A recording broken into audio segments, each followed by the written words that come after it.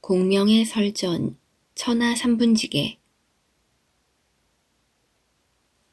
노숙과 함께 작은 배에 오른 공명은 그 길로 동호로 향했다. 노숙은 배를 타고 가면서 가만히 공명을 지켜보며 생각에 잠기고 있었다.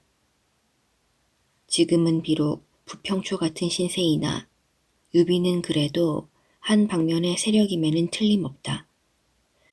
그의 군사이고 재상인 공명이 사람 하나 데려가지 않는 그야말로 혈혈단신으로 동호에 가기 위해 나선 것은 결코 범상한 각오가 아닐 것이다.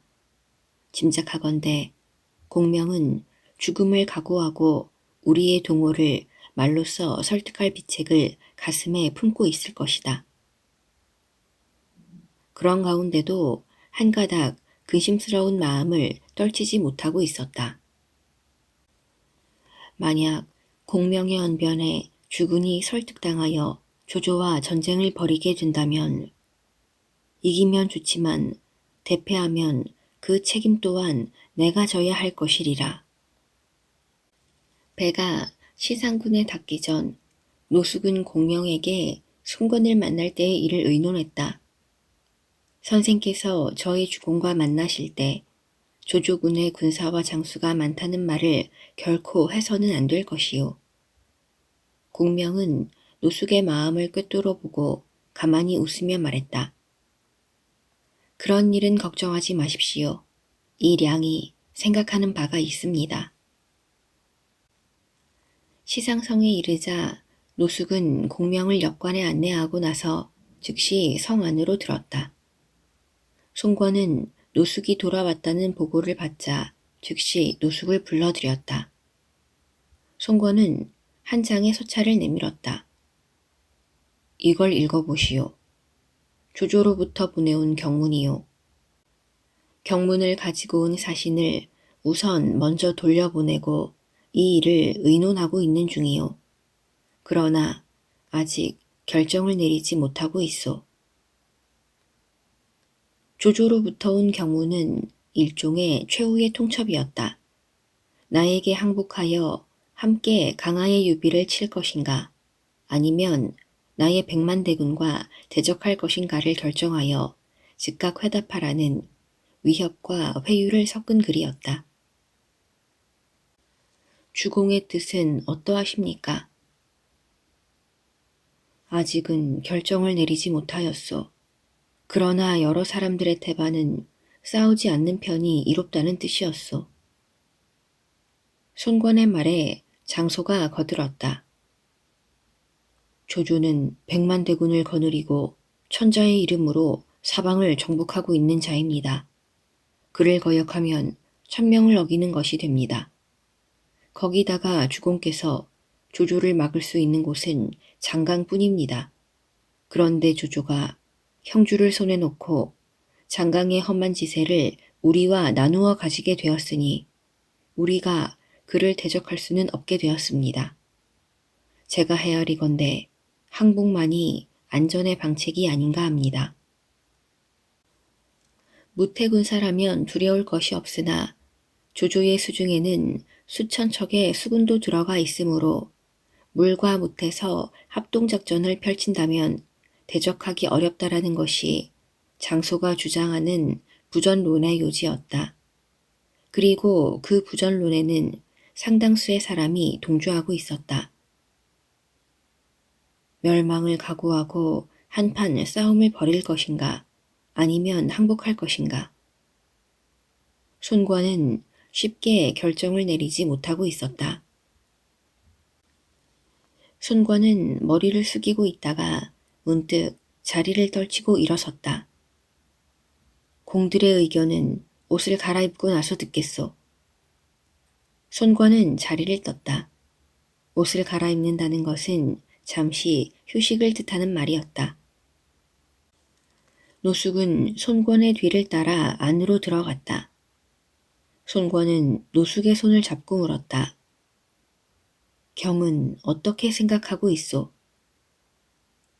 노숙은 여러 사람들 속에 흐르고 있는 부전론에 대해 크게 반감을 품고 있었다.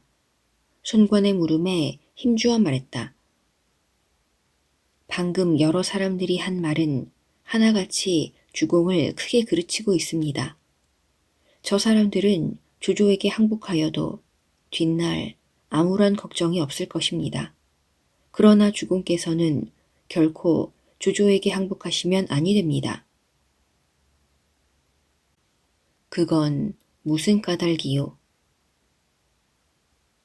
저희들 같은 벼슬아치들은 만약 조조에게 항복하면 고향으로 쫓겨나 자사나 군의 태수 같은 자리에 오를 수도 있습니다. 그러나 주공께서 항복하신다면 돌아갈 곳조차 없습니다. 자기도 고작 해야 후에 그칠 것이며 수레는 한 채, 기마는 한 마리, 시종은 몇 명에 지나지 않습니다. 그럴진데 어찌 천하의 주인 행세를 할 수 있겠습니까? 모두들 항복하라고 권하는 것은 다들 자신들의 몸의 안위만을 위하는 것이니 결코 귀담아 들어서는 아니 됩니다. 주공께서 속히 대계를 정하심이 오르실 줄로 아옵니다. 송권은 가슴이 무거운 듯 한숨을 내쉬며 말했다. 저들의 말이 나에게 크나큰 낙담을 주었소. 그러나 지금 공이 말씀하신 대계는 바로 내가 뜻한 바와 같소. 이는 바로 자경을 하늘에서 내게 내려주신 게 아닌가 생각돼요. 그런데 조조는 이미 원소의 군사를 차지했으며 근래에 형주의 군사도 수중에 거두었으니 대세로 보아 우리가 대적하기 어렵지 않을까 그것이 걱정이요. 손권이 그렇게 말하며 어두운 얼굴이 되자 그때서야 노숙은 공명을 데리고 온 사실을 알렸다. 그렇습니다. 그래서 저는 강화에 가서 제갈근의 아우 제갈량을 데리고 왔습니다. 그에게 물으시면 조조의 허실을 소상히 아실 수가 있을 것입니다. 송권은 공명이 왔다는 말에 크게 기뻐했다. 오늘은 늦었으니 만날 수는 없소. 그러나 내일은 특히 여러 모사와 장수들을 장하에 모으고 우리 강동의 빼어난 인물들을 보여준 다음 당상으로 정해 의논하기로 합시다. 다음 날 이른 아침이 되자 노숙은 공명이 묵고 있는 역관을 찾아갔다. 노숙은 공명을 만나자 다시 한번 당부했다. 이제 우리 주공을 뵙거든 절대로 조조한테 군사가 많다는 말씀만은 하지 마십시오. 공명은 여전히 웃으며 대꾸했다. 량이 그때그때의 형편에 맞춰 잘 대응하겠으니 너무 걱정하지 마십시오. 노숙은 공명을 시상성의 한 전당 앞으로 안내했다. 공명이 보니 이미 장소, 고흥 등 문무관원 20여 명이 높은 관과 폭이 넓은 띠를 맨 정장 차림으로 자리에 늘어 앉아 있었다. 이 사람은 우리의 동호를 설복하여 조조와 싸우도록 하기 위해 이곳으로 왔구나. 동호에서 첫 손가락에 꼽히는 명장 장소는 공명을 흘깃 바라보는 순간에 이런 판단을 내리고 있었다. 듣자 하니 요사이 유예주께서는 3번이나 선생의 초려에 찾아가 간청을 하여 겨우 선생을 얻었다고 했습니다. 유예주께서는 선생을 얻음이 마치 물고기가 물을 만난 거나 같아서 형양 땅을 석권할 기세였으나 이번에 조조의 손에 떨어지고 말았소이다. 이 일은 대체 어찌 된 일입니까? 공명은 장소에게로 시선을 돌렸다. 장소는 동호의 뛰어난 인재이다. 이 사람을 설복하지 못한다면 동호의 손권도 움직일 수 없을 것이다. 라고 여겼다. 공명은 밝게 웃으며 입을 열었다. 나로서는 형주 땅을 취하기가 마치 손바닥을 뒤집는 것처럼 쉬운 일이었습니다. 그러나 우리 주공 유예주께서는 인의를 중히 여기시는 분이므로 차마 종친의 기업을 빼앗을 수가 없어 극력 사양했던 것입니다. 그런데 형주는 어린 유종에게 넘어가고 철도 없고 분별도 없는 유종이 소인배들의 아첨에 넘어가 조조에게 몰래 항복하여 조조의 아나무인격인 행동을 불러들인 것입니다. 지금 우리 주공 유예주께서는 강하에 군사를 주둔시키고 계시는데 이제 좋은 계책을 세우고 있소이다. 여러분들께서는 우리 주공의 계책에 대해 관심을 두지 않으셨으니 쉽사리 이해하지 못할 것이외다. 공명의 말이 끝나자마자 장소는 숨 쉴 틈도 주지 않고 기다렸다는 듯이 다시 물었다. 유예주는 선생을 얻기 전에 이미 천하가 죽다는 듯이 종횡하며 그나마 성주까지 지냈습니다. 근래에 선생을 얻게 된 후부터는 삼척동자까지도 호랑이가 날개를 얻었다고 말하며 한실의 부흥과 조가의 멸망도 머지않다고 말해왔소이다. 그런데 그 결과는 어떠합니까? 선생께서 유예주와 손을 잡은 이래 조조의 군사들이 들이닥치기만 하면 투구며 병장기를 내동댕이 치고 싸우지도 않고 패주를 거듭하고 있습니다. 유표의 은희에 보답하여 백성들을 편안하게 해주지도 못했으며 아비 없는 유종을 도와 그 영토를 지켜내지도 못했습니다. 급기야는 신야를 버리고 번성으로 달아나더니 당양에서 또 패하자 가까스로 하구로 달려가 목숨을 보전했으니 마침내 자기 한 몸도 의지할 데가 없는 신세가 아닙니까?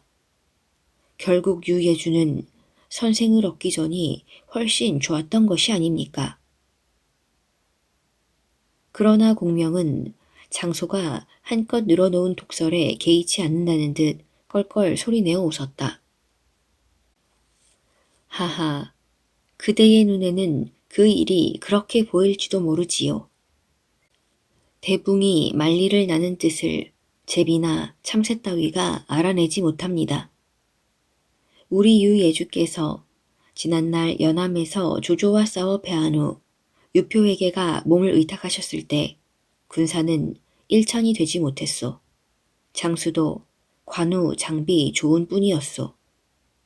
신야는 벽지에 있는 작은 현으로서 백성은 적고 군량미의 비축도 변변치 않았으므로 우리 주군께서는 잠시 몸을 의지했을 뿐 오래 지키고 유지하려는 뜻은 추호도 없었소이다. 원래 군세도 미약하고 성곽도 허술하기 짝이 없었으며 군사들도 조련되지 않았으며 군량도 될 수 없었소. 그래도 유예주께서는 방망에서는 화공, 백하에서는 수공으로 하우돈, 조인 무리들의 간담을 서늘하게 만들고 그 같은 승리를 거두었으니 관중과 아기가 용병을 했다 해도 이보다는 낫지 못했을 것이외다. 유종이 항복한 일은 유예주께서 전혀 알지 못하는 사이에 일어난 일이요. 오히려 형주의 어지러움을 틈타 같은 종친의 기업을 빼앗기를 삼가하였으니 이는 실로 큰 인의라 아니할 수 없습니다. 게다가 군사가 적보다 많다 하더라도 싸움에서 이기고 짐은 빈번히 있는 일이 배다. 무릇 나라의 대계와 사직의 안위를 의논함에는 치밀한 계책을 세워야 할 것이요. 그저 무사람 앞에서 변설이나 늘어놓는 무리들이 헛된 말로 사람을 속이고 하찮은 승패로 공이나 떠벌려서는 아니 될 것이요. 그런 무리는 나라의 백년지계를 앉아서 이야기하고 서서 이야기하기는 쉬우나 직접 일이 닥치면 백에 하나라도 능한 것이 없어 결국은 천하의 웃음거리가 될 뿐이요. 그 후 많은 장수들이 공격했으나 공명은 여유만만하게 응수했다. 그러나 장소가 또다시 공명을 몰아붙이려 할 때였다. 문득 밖에서 저벅거리며 좌중으로 들어서는 사람이 있었다. 못 사람이 그 발자국 소리가 나는 쪽으로 고개를 돌렸다. 그는 영릉 사람으로 이름은 황계, 자는 공복으로 동호에서 금전이나 양국을 관장하는 군량관의 직책에 있는 인물이었다. 황계는 커다란 눈을 희번뜩거리며 좌우를 둘러보고 우렁찬 목소리로 말했다. 경들은 지금 도대체 무엇을 하고 있소? 공명 선생은 당대 제1의 기재요. 여러분은 손님에게 입을 놀려 힐난만 하려 드니 이는 결코 손님을 대하는 예의가 아니요. 지금 조조의 대군이 나라의 경계선까지 이르렀는데도 적을 칠 계책은 의논하지 않고 부질없는 입씨름만 하셔야 되겠소. 황계는 이렇게 말한 후 몸을 돌려 공손한 목소리로 말했다. 자, 저와 함께 내전으로 들어가시지요. 황계는 국빈을 대하듯 정중한 태도로 앞장서서 내전으로 공명을 안내했다. 노숙도 그 뒤를 따랐다. 노숙이 다가와 귀띔하며 다시 다짐을 받았다. 어제 제가 말씀드린 것을 잊지 마십시오.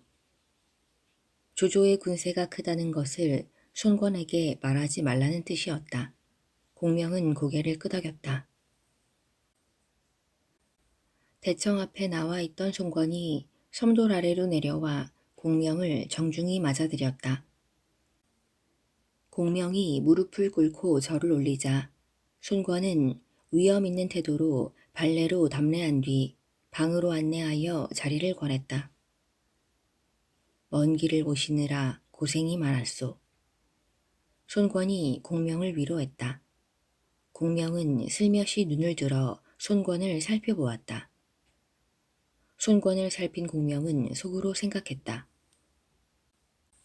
이 사람은 용모가 범상치 않으니 자극하기는 쉬워도 달래기는 어려울 것 같구나. 묻기를 기다려 차라리 그의 감정을 자극하여 격동시킨 뒤 우리 쪽으로 이롭게 이끌어야겠구나.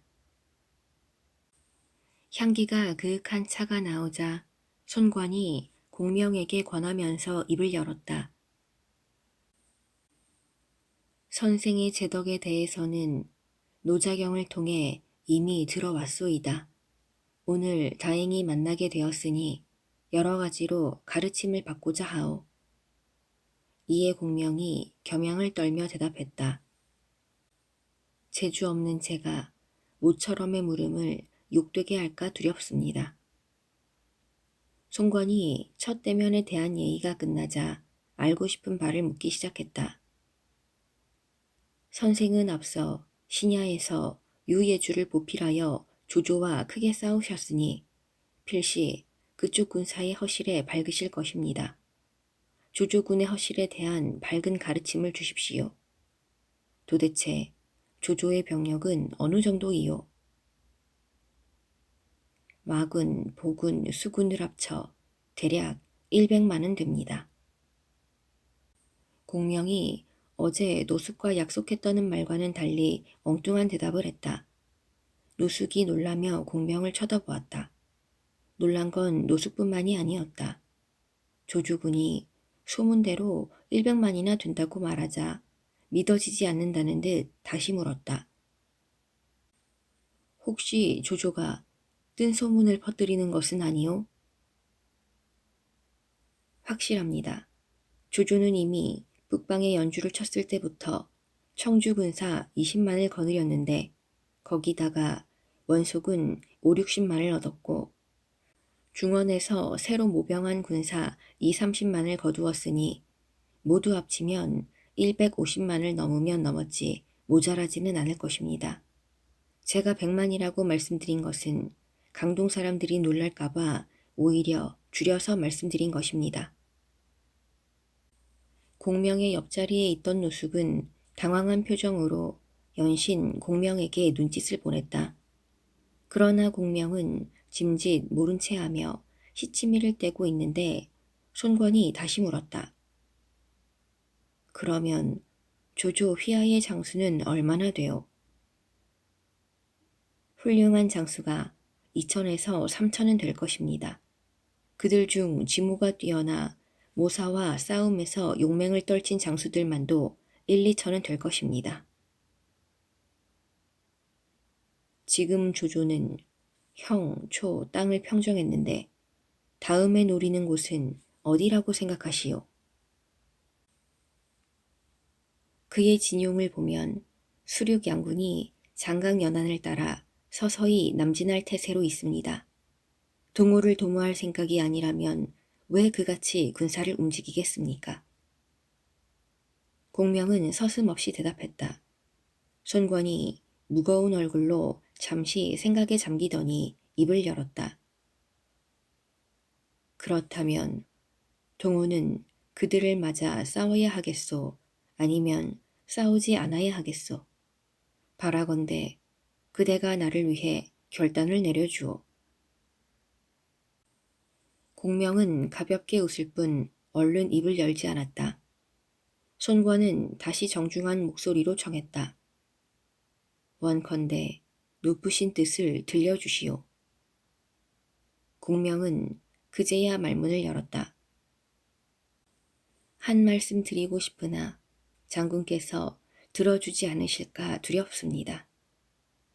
지난날 천하가 크게 어지러울 때 손체께서 동호를 일으키시어 이제 동호는 떠오르는 태양처럼 힘차게 융성하고 있습니다.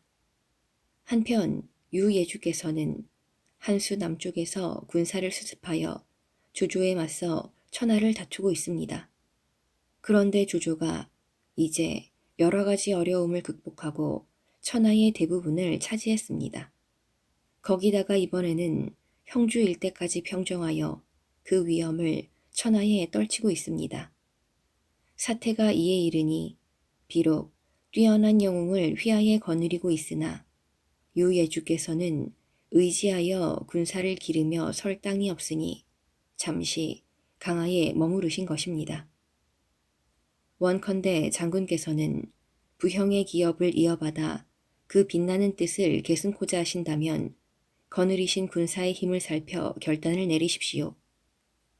만약 5월에 수많은 군사를 이끌어 조조와 한 번 자웅을 겨룰 수 있다고 여기시면 즉시 조조와 국교를 끊으십시오.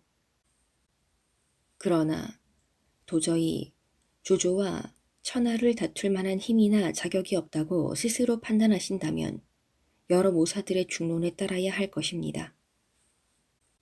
군사에 갑옷을 벗기고 무기를 버린 뒤 조조 앞에 몸을 굽혀 그를 섬길 수밖에 없는 일입니다. 일이 급한데 결단이 늦어져 화를 자초하신다면 그때는 후회하셔도 늦습니다. 공명이 재촉하자 송권은 대답 대신 불쑥 다시 물었다. 그렇다면 유예주는 어찌하여 조조에게 항복하지 않았소? 공명은 서슴없이 입을 열었다. 옛날 제나라의 전횡은 한 장사에 지나지 않았지만 임금이던 형이 한 신에게 잡혀가자 한 고조에게 끝내 항복하지 않고 절조를 지켜 스스로 목숨을 끊었습니다. 하물며 우리 유예주께서는 한실의 종친으로서 세상의 우러름을 받는 영웅으로 어찌 조조 따위에게 항복하는 욕된 길을 택할 수가 있겠습니까? 이기고 짐은 병가에 매양 있는 일이며 일이 이루어지지 않는 것도 천명입니다. 형세가 불리하다 하여 어찌 함부로 몸을 굽혀 적을 섬길 수가 있겠습니까? 그의 말이 끝나기도 전이었다. 손권은 갑자기 얼굴색이 달라지더니 자리를 박차고 일어났다. 손권은 뒤도 돌아보지 않고 후당으로 들어가 버리고 말았다. 공명이 손권과 유비를 견주어 말한 데에 화가 치솟았던 것이다. 손권이 결단을 내리지 못하고 미리 두려워하고 있음에 비해 유비는 처음부터 항복할 뜻이 없었음을 견주어 말한 것이었다. 공명의 불손한 말 때문에 이를 그르쳤다고 여긴 노숙이 공명을 책망했다. 선생, 이게 무슨 꼴입니까?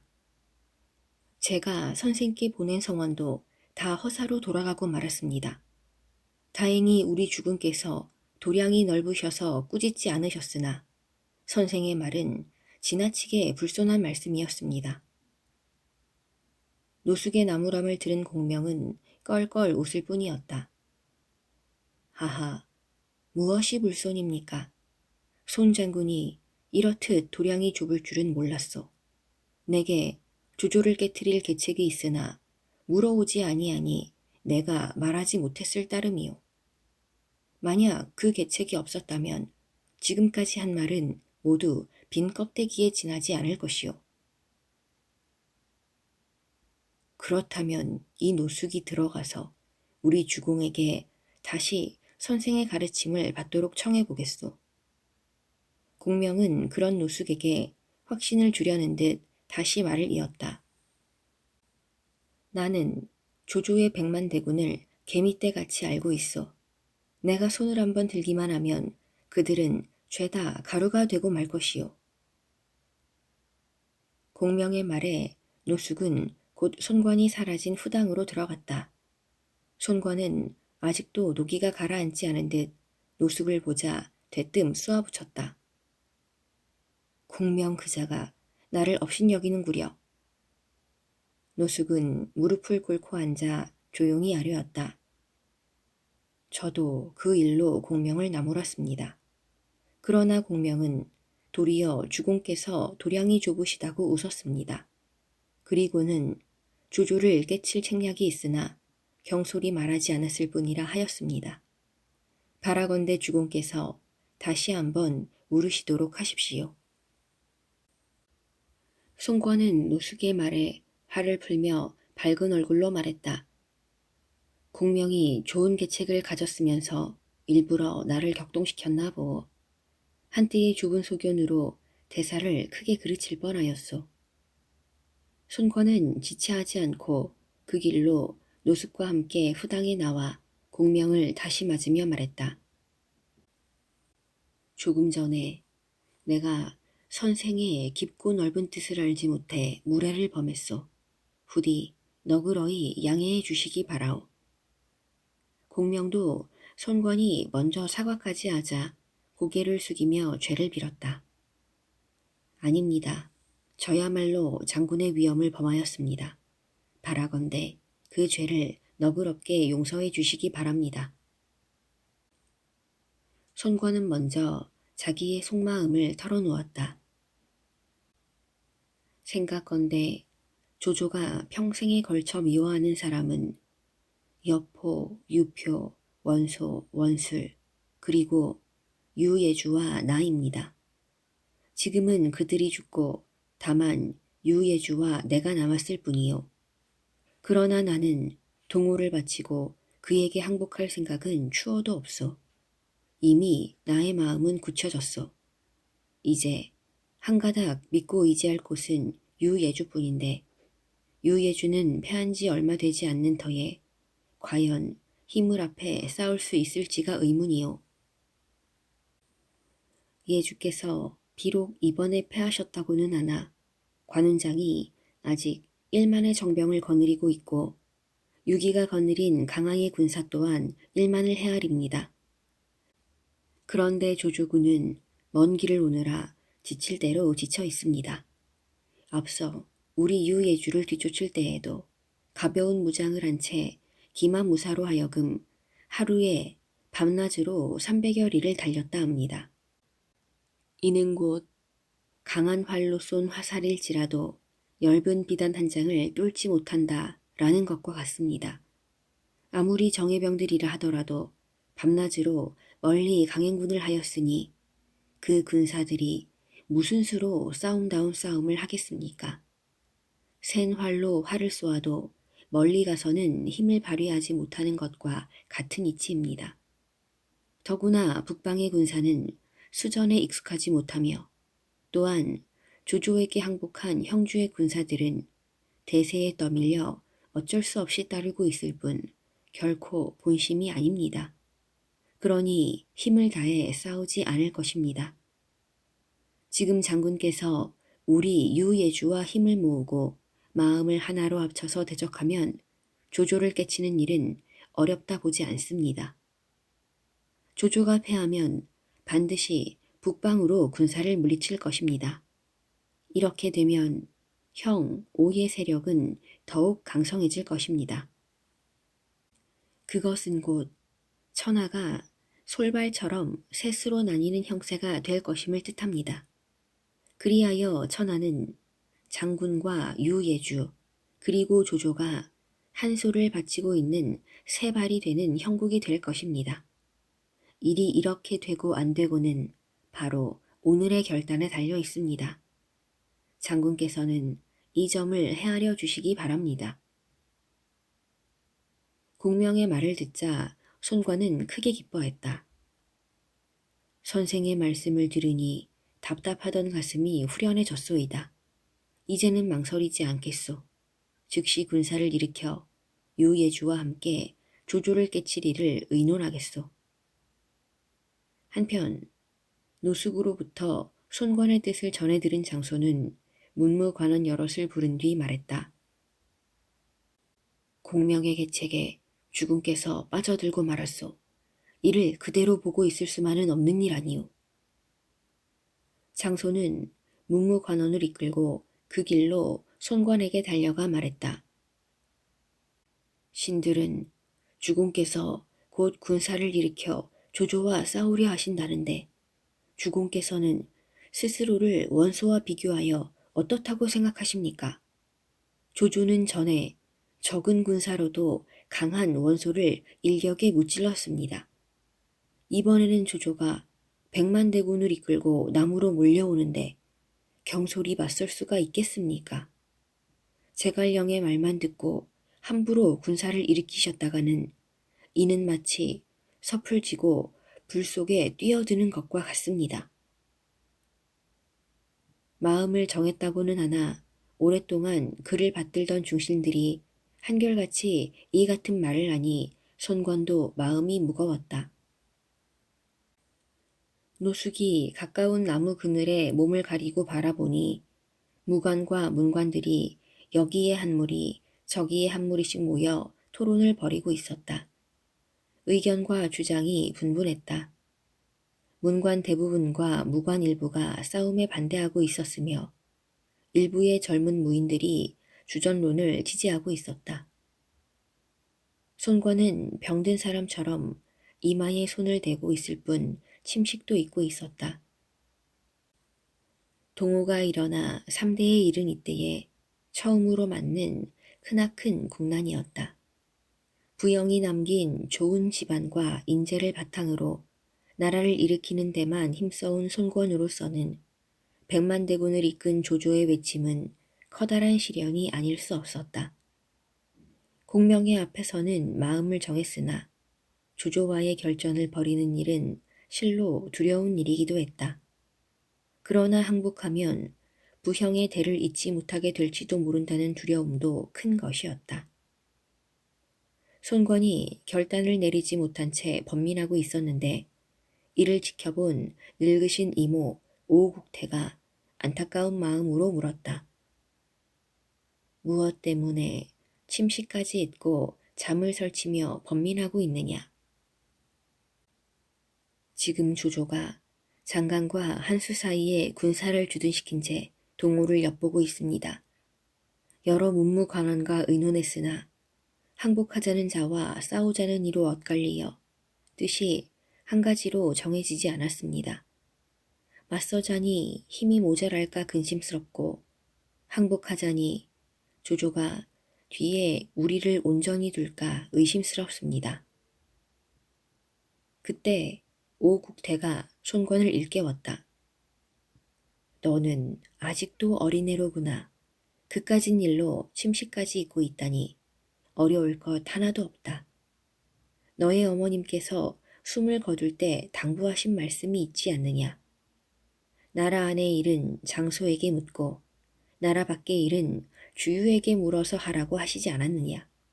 그런데 어찌하여 주 공군을 불러 물어보지 않느냐. 마침내 손권이 몹시 기뻐하며 말했다. 깜빡 잊고 있었습니다. 즉시 주유를 불러 의견을 묻겠습니다. 손권은 그날로 사람을 파양으로 보내 주유를 부르도록 했다. 그때 수군도독 주유는 파양호에서 군사를 조련하고 있었다.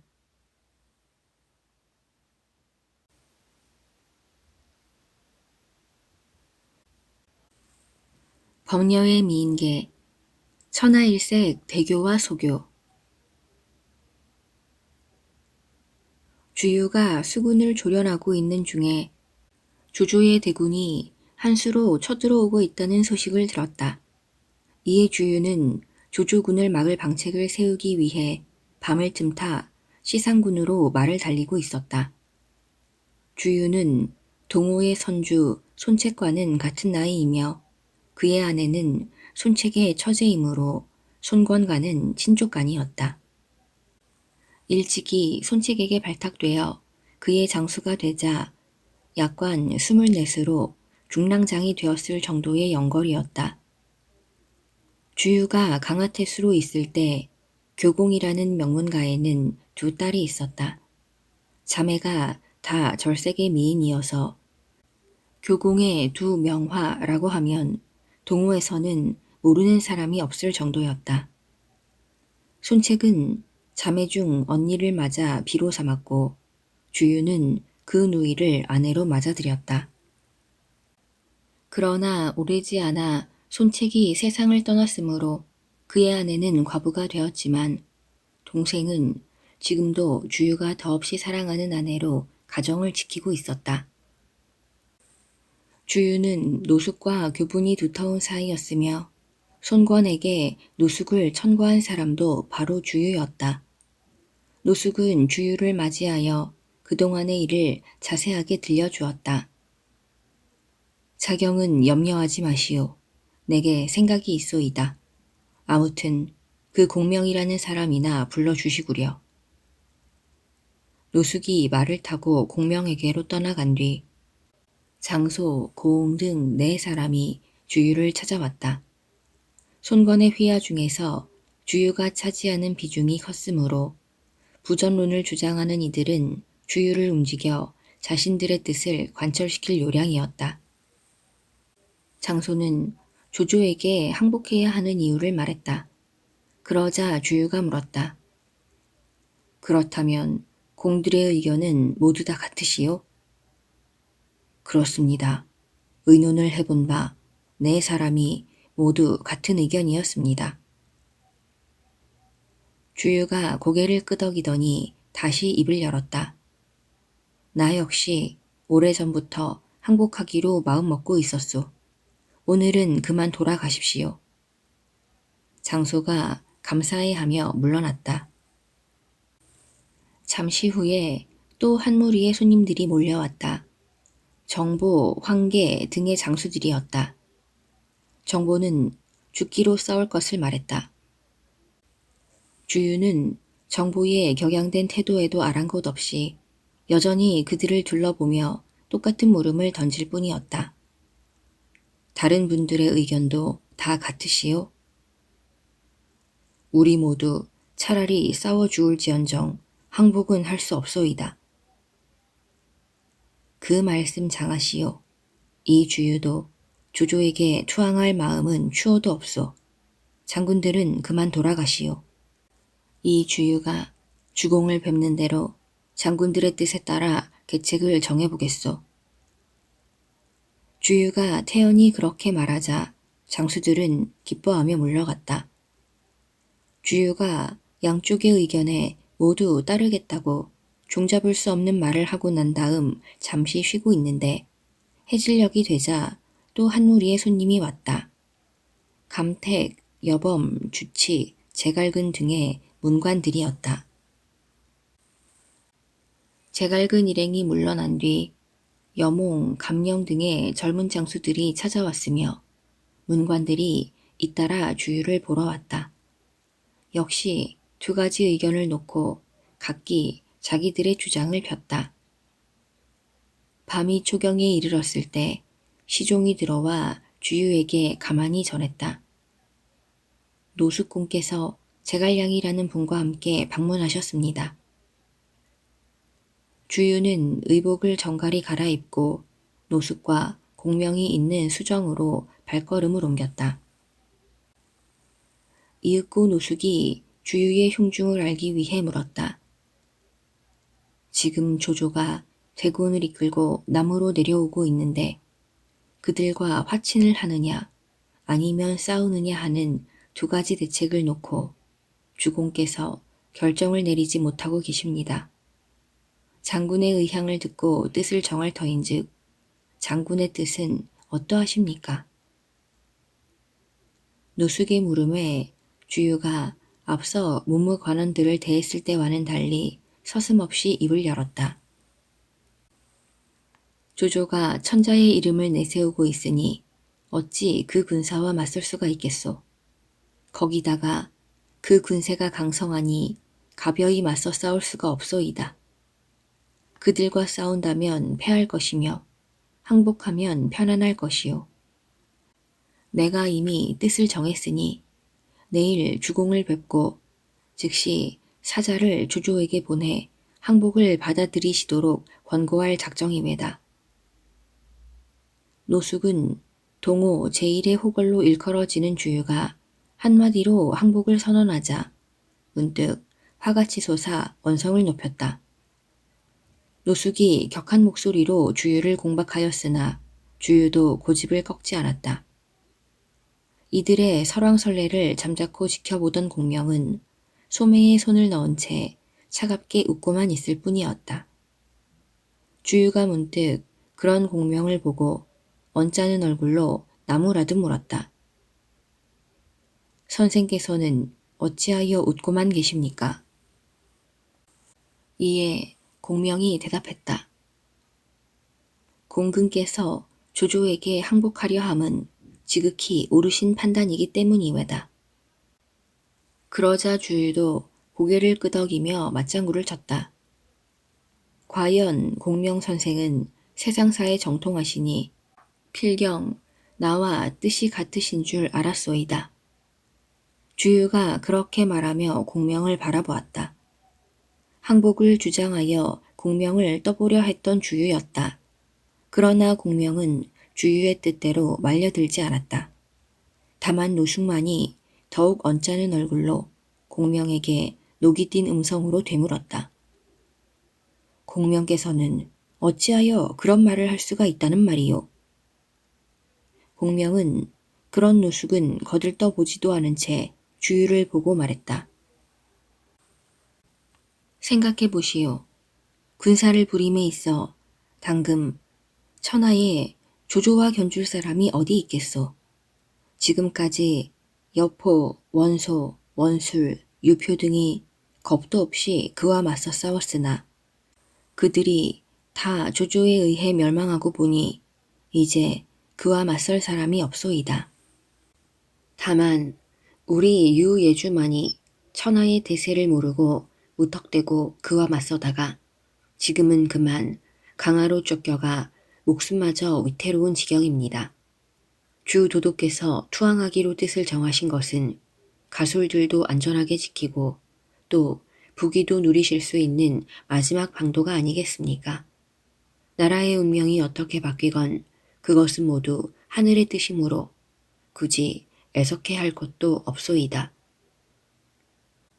주유가 공명을 떠보려 했으나 어느새 공명이 주유를 슬쩍 건드려 그의 심사를 긁고 있었다. 주유가 그런 공명에게 걸려들지 않기 위해 불끈 치솟는 화를 참고 있었다. 이때 노숙이 버럭 화를 내며 말했다. 아니 그대는 우리 주공으로 하여금 무릎을 꿇는 욕을 당하게 할 작정인가? 노숙이 화를 내자 공명은 슬며시 말머리를 돌렸다. 실은 나에게 한 가지 계책이 있소이다. 이 계책이 성사되면 동호의 명예도 그 존립도 아무런 탈 없이 그대로 보존될 것입니다. 만약 이 계책대로만 된다면 구태여 양을 잡고 술통을 준비하고 강동 땅과 인수를 바치러 강을 건너갈 필요가 없소이다. 다만 사자 한 사람을 뽑고 두 사람을 딸려 배에 태워 조조에게 보내기만 하면 됩니다. 만일 조조한테 이 두 사람만 보내면 당장 100만 군사의 갑옷과 투구를 벗기고 깃발을 말아든 채 군사를 몰아 물러갈 것이요. 주유가 급히 물었다. 그게 누구요? 대체 어떤 사람 둘을 보내면 조조가 군사를 이끌어 물러난다는 말씀이요. 동호의 여성들은 하늘의 별만큼 많습니다. 이들 중에서 단 두 사람을 보내면 마치 큰 나무에서 잎사귀 두 잎을 따는 것이나 곳간에서 좁쌀 두 알을 잡아내는 것과 같소. 그러나 조조로서는 그 두 사람만 얻으면 필시 기뻐하며 돌아갈 것입니다. 두 여성이라니 대체 어디에 사는 누구누구를 가리키는지 그것을 말해보시오. 공명은 정색을 하고 입을 열었다. 이 량이 융중에서 한가히 지내고 있을 때 조조가 장하강변에 누대를 쌓고 이를 동작대라 이름 지었다는 얘기를 들었소. 공사를 시작하여 완공까지 천여일을 소비하여 호화로운 누각을 지었습니다. 그리고는 천하의 미녀들을 널리 뽑아 그 안에 모아들였다 했소. 조조는 원래 여자를 좋아하는 자이니 그렇다 치더라도 이 말을 꺼낸 뜻은 이곳 강동과 관련이 있기 때문입니다. 조조는 일찍이 강동의 교공이란 이에게 두 딸이 있는데 큰딸 대교, 작은딸 소교가 모두 고기가 물에 살랑이며 기러기가 앉는 듯한 자태로 맵시가 뛰어나며 그 용모가 달도 빛을 잃고 꽃이 부끄러워할 만한 얼굴을 지녔다는 소문을 들었다고 했소. 그리하여 조조는 일찍이 맹세하기를 내게 두 가지 바람이 있다면 하나는 사해를 평정하여 제업을 이루는 일이요. 하나는 강동 교공의 두 딸을 얻어 동작대에서 만년을 더불어 보내는 것이니 이 두 가지 바람이 이루어진다면 죽은들 어찌 한을 남기겠는가 했다는 것이요. 그러고 보면 그가 지금 100만 대군을 거느리고 강남을 노려보면 실은 그 두 여인을 얻고자 함이 아니겠습니까? 장군께서는 비록 천금을 주더라도 그 두 딸을 사서 사람을 시켜 조조에게 보내시도록 해야 할 것이요. 조조는 그 두 여인만 얻으면 원래의 뜻을 이룬 셈이니 반드시 군사를 물리칠 것이외다. 이것이 곧 범녀가 미희 서씨를 보내서 멸망시킨 계책과 같으니 급히 서두르셔야 할 것이요. 돌연 탁자 밑에서 쨍그랑 하고 그릇이 깨지는 소리가 들렸다. 주유가 손에 들었던 술잔을 떨어뜨린 것이었다. 공명이 주유를 슬며시 보고 있자 그는 술기운이 감도는 얼굴에 노기를 띄우고 분연히 자리를 박차고 일어나며 외쳤다. 그 교활한 역적놈이 나를 너무 욕배는구나. 공명은 내심 회심의 미소를 지었으나 짐짓 놀란 체하며 일어나더니 주유를 달랬다. 장군은 어찌하여 한낱 백성의 두 딸을 잃는 것을 그토록 애석히 여기십니까? 공명이 시치미를 떼고 달래는 말에 주유는 더욱 화가 나 소리쳤다. 교공의 두 딸 중 대교는 바로 돌아가신 손백부의 부인이시고 소교는 바로 나의 아내 이외다. 공명이 크게 놀라는 척하며 사죄했다. 이 량이 아무것도 아는 바가 없어 함부로 말씀을 드렸으니 참으로 송구합니다. 용서하십시오. 공명이 교공의 두 딸이 손책과 주윤의 부인이라는 것을 모를 리가 없었다.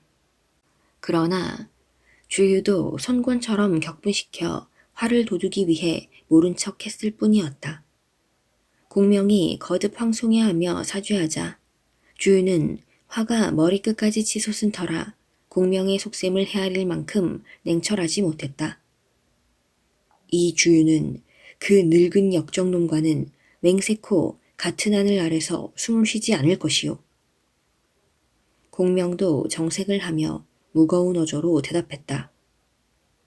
저를 버리시지 않는다면 미려하나마 제 모든 노고를 아끼지 않겠습니다. 언제든지 장군의 명을 받들겠습니다. 그러나 손 장군을 비롯하여 중신들의 반대는 어떻게 하시렵니까? 공명이 염려하고 있던 바를 슬며시 주유에게 물었다. 그러자 주유가 서슴없이 대답했다. 내일 주군을 뵙고 즉시 군사를 일으키도록 하겠소.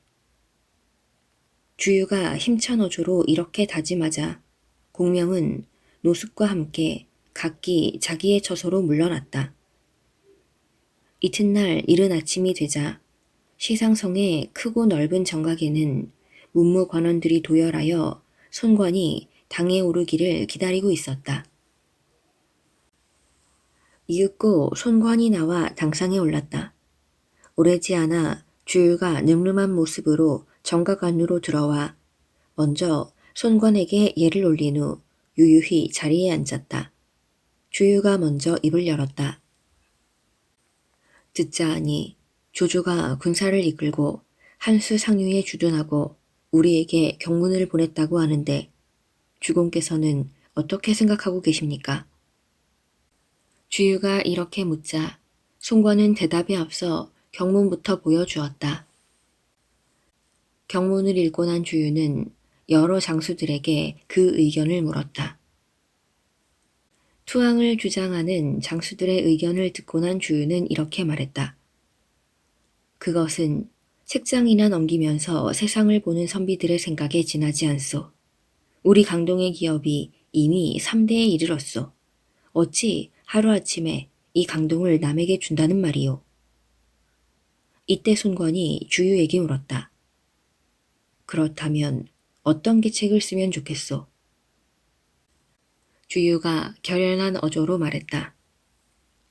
조조가 한실의 승상이라고는 하나 실은 역적에 지나지 않습니다. 그에 비해 주군께서는 어떠하십니까? 주군께서는 출중하신 무예와 뛰어나신 용병재주를 갖추고 계시며 부영께서 이루어 주신 기업을 계승하셨습니다. 또한 군사는 용맹하고 양곡도 넉넉하며 지켜내기에 좋은 천혜의 요해가 있습니다. 그러니 한번 천하를 호령하여 이 동호를 위해 저 잔폭한 무리를 쓸어버리지 않고 어찌하여 도리어 도적에게 항복하시려 합니까? 뿐만 아닙니다. 주조가 지금 대군을 이끌고 왔다고는 하나 여러 가지 병가에서 피해야 하는 일들을 범하고 있으니 군사를 움직이는데 큰 결점을 안고 있습니다. 그 첫째가 아직 북쪽은 온전히 평정되지 않아 마등과 한수가 뒤를 노리고 있는데도 남쪽을 치고 있다는 것이요. 둘째는 북쪽 군사는 물에서의 싸움이 서툰데 말과 안장을 버리고 배를 타고 우리 동호와 싸우려 함입니다. 셋째는 지금은 추위가 한창인 겨울이라 군사를 움직여 군마를 먹이고 재우기 위한 풀이 없습니다. 또한 중원의 군사들을 먼 강으로 이끌었으니 물과 기후 풍토가 맞지 않아 지쳐 있거나 질병에 걸린 자들이 많음이 그 네 번째입니다. 주조는 이토록 군사를 부림에 있어 피해야 할 네 가지를 어기고 있으니 그 위태로움은 바위 위에 떨어지는 새알과 같습니다. 비록 거느린 군사가 많다 하나 반드시 패할 것이니 주공께서 조조를 사로잡을 기회는 바로 지금입니다. 이 주유에게 정병 수천을 주신다면 하구로 나아가 조조를 깨뜨리겠습니다. 불길이 타오르는 듯한 주유의 기상이었다. 그러자 송건이 결연한 얼굴로 자리를 박차고 일어났다. 도독의 말은 참으로 장하오. 그 늙은 도적은 오래전부터 한시를 패하고 스스로 천자의 자리에 오르려고 했었소. 그러나 원소, 원술, 여포, 유표 그리고 나를 두려워하였소. 지금 다른 영웅들은 이미 세상을 뜨고 오직 나 손관 한 사람만 남아있을 뿐이니 이 몸은 맹세코 그 늙은 도적과는 이 세상에서 함께 살기를 바라지 않을 것이요. 방금 경이 한 말은 바로 나의 뜻이요. 경은 하늘이 나에게 내리신 사람이요. 신은 주공을 위해 10,000번을 죽더라도 조조와 결전을 마다하지 않겠습니다. 다만 주공께서 이제 정한 뜻이 흔들릴까 두려울 따름입니다. 그 말에 송권은 차고 있던 보검을 빼들어 앞에 놓인 탁자 한 모서리를 내리쳐 두 조각을 낸 후 외쳤다. 두 번 다시 조조에게 항복이니 화친을 주장하는 자가 있으면 이 탁자처럼 베리라. 송권은 자신의 매서운 뜻을 보인 후 그 보검을 주유에게 내렸다. 송권은 그 자리에서 주유를 대도독으로 삼고 정보를 부도독으로 노숙을 찬군 교위로 삼은 후 엄명을 내렸다. 만약 문무관원들 중 명을 어기는 자는 이 칼로 참아라. 주유는 거처로 돌아오자 즉시 공명을 청하여 드린 뒤 오늘 부중에서 있었던 일을 들려주며 앞일을 의논했다. 오늘 이미 결정은 보았으니 바라건대 이제는 조조를 무찌를 좋은 계책을 들려주시오.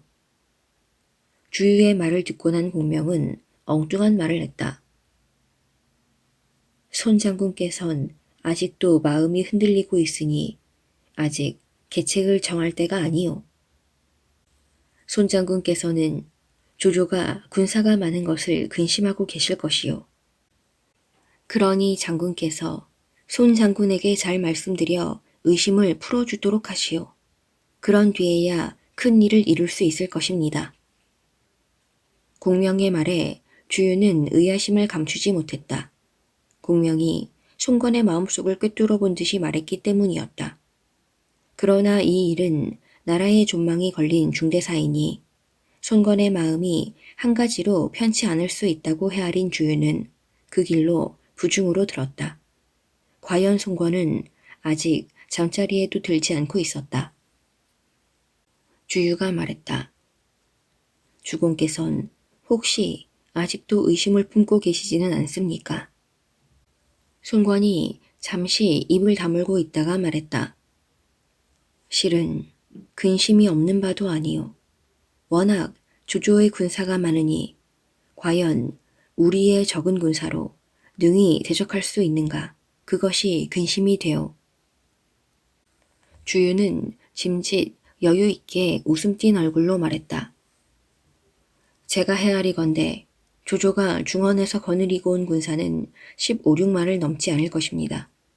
후에 원씨에게 얻은 군사가 7, 8만에 지나지 않으며 그들의 태반은 아직도 마음속으로는 조조를 따르지 않는 군사들입니다.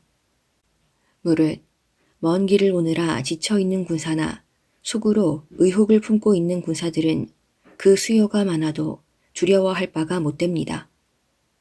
형주의 군사도 조조를 따른 지 얼마 되지 않고 조조 또한 그 군사나 장수들을 믿지 않고 있습니다. 조조가 중요한 싸움에 그들을 선봉으로 쓰지 않을 것이며 형주의 군사들도 조조를 겉으로만 따르는 채 할 뿐입니다. 이렇게 볼 때 조조의 군세는 크게 잡아 20만에서 30만입니다. 그러나 우리 동호의 군사와는 비교도 되지 않을 것입니다. 제게 군사 5만만 주신다면 능히 조조군을 깨뜨릴 수 있으니 바라건대 주공께서는 조금도 염려하지 마십시오. 송관은 얼굴이 밝아지더니 주유의 등을 쓸어주며 말했다. 공근의 말을 들으니 이제야 가슴이 탁 트이는 것 같구려. 장군은 즉시 자경, 정보와 함께 군사를 내어 먼저 떠나주어. 나도 장군을 뒤따라 군마와 양곡을 마련하여 장군의 뒤를 든든하게 바치겠소. 장군이 나가 싸우다 뜻대로 되지 않거든 곧 나에게 알리시오. 그러면 내 몸소 나아가 주저와 결전을 벌일 것이요. 이제 다시는 주저함이 없을 것이요. 송권의 다짐을 받은 데다 군사를 지휘하는 작전까지 듣게 되자 주유는 송권에게 감사하며 부중을 빠져나왔다. 거처를 향해 가는 동안 주유는 공명을 생각하자 가슴이 무거웠다. 공명이란 자는 주공을 가까이서 모시고 있는 나 이상으로 주공의 심중을 꿰뚫어 보고 있다. 심중을 거울 보듯 한다는 말은 곧 그를 두고 하는 말이 아닌가. 그냥 두었다가는 뒷날 동호의 화근이 될지도 모른다. 차라리 죽여 뒷날의 걱정거리를 없애야 되겠다. 다음 날 아침 장강의 물은 새벽바람에 일렁이며 강변에서 하얗게 부서지고 아침 햇살은 갑옷과 투구에 부딪혀 눈이 부셨다.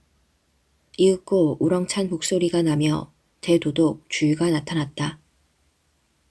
주유는 한당 황계를 전부 선봉으로 삼았다. 두 장수는 즉시 전선을 거느려 출진토록 하되 삼강 어귀로 가 채를 내린 다음 명을 기다리도록 하라. 주유는 한당 황계에게 이렇게 명을 내린 뒤 장수들의 배치를 정했다. 장음과 주태는 제2대를, 능통과 환장은 제3대를 이끌도록 하라. 그리고 태사자 여몽은 제4대를, 육손과 동습은 제5대, 여범 주치는 사방순경사의 임무를 맡도록 하라. 주유는 6대로 군사를 편성한 뒤 군사를 재촉해 물과 무트로 함께 나아가게 했다. 군사의 부서 배진이 끝나자 모든 장수들은 각기 전선과 병기를 수습하여 출진하니 그 기세가 사뭇 하늘을 찌를 듯 했다.